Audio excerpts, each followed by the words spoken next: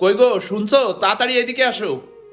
কি ব্যাপার, কি হয়েছে? চিল্লাচ্ছ কেন? তো এ দেখো কি নিয়ে আসছি। বাবা, বাজার লিস্ট দেখে এত কথা শোনায় এখন বস্তা ভরে বাজার নিয়ে আসছো।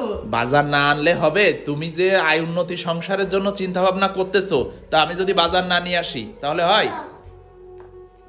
কথা বলার সময় তো কথা বলো না। তখন তো বুঝতে পারিনি।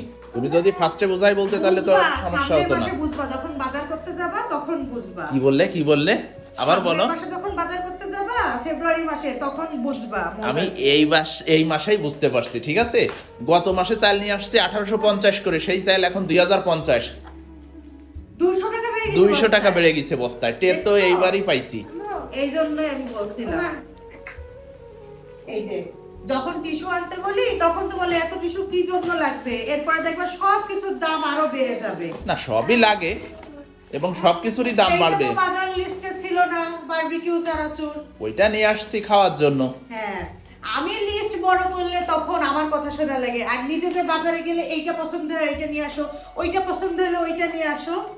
না, যেটা প্রয়োজনীয় অপ্রয়োজনীয় জন্য এই যে কিছু তো আনি না। বাদাম আনতে বলছিলাম, ওইটা খাবো আমি তুমি ছেলে সবাই মিলে খাওয়া দাওয়া করবো তাই। বসো একটু বসো, সবকিছু বের করি দেখি বাজার সবকিছু ঠিক আছে কিনা। বসো, দাঁড়াও আব্বু।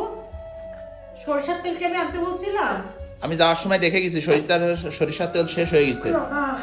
এই দেখো, এবার তেল সামনের মাসে যখন কিনবা দেখো এই মাসে যা কিনছো তার থেকেও দাম বেড়ে যাবে।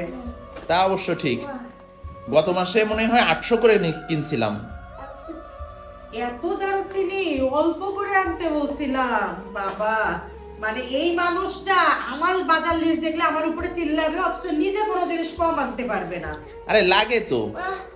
লাইজল এইটা আনছো কেন? তা কোনটা আনতে বলছো? যাই হোক, আমি হচ্ছে পার্পল কালারেরটা আনতে বলছিলাম, ওইটার স্মেলটা বেশি সুন্দর। তাহলে লিখে দিতে হয় পাশে, আমরা কি অত বুঝি?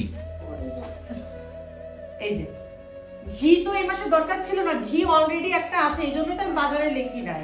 এখন একটু নতুন আলু দিয়ে মাঝে মাঝে ভর্তা খাবা, তোমার তো আবার একটু ভর্তা হইলে ঘি লাগে। তোমার সেই কথা লাগে গরম খিচুড়ির সাথে ঘি, তারপরে হচ্ছে আলু ভর্তা, ডিম ভাজি আর ঘি, হেভি আমি মজা তো লাগে। তোমার কথা বিবেচনা করে নিয়ে দাঁড়াও আসছি। বাবা, দাঁড়াও, সব বের করো না।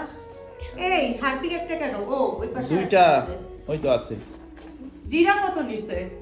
জিরা 320 টাকা, বাবা, 500 গ্রাম। জিরা যারা বিক্রি করে তারাই মনে হয় কোটিপতি।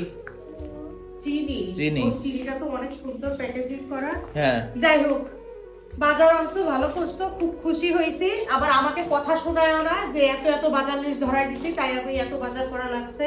না কথা ঠিক আছে? শোনাবো কি জন্য? এটা তো আসলে লাগবে, সামনে রোজা আসতেছে, খরচ বেড়ে যাবে। হ্যাঁ, রোজার মাসে অনেক খরচ গো, যত যাই বলো না কেন অনেক খরচ। না, তুমি কি সন্তুষ্ট হইছো? আমি খুশি কি, আমার তো বাজার থাকলে আমার চিন্তা থাকে না যে রান্না খাওয়া কোনো কিছু চিন্তা নাই। আর বেশি বেশি বাজার করতে বলছিলাম শুধুমাত্র রোজার মাসে সেল শোনো, হবে তাই। তুমি খুশি তো আমি খুশি।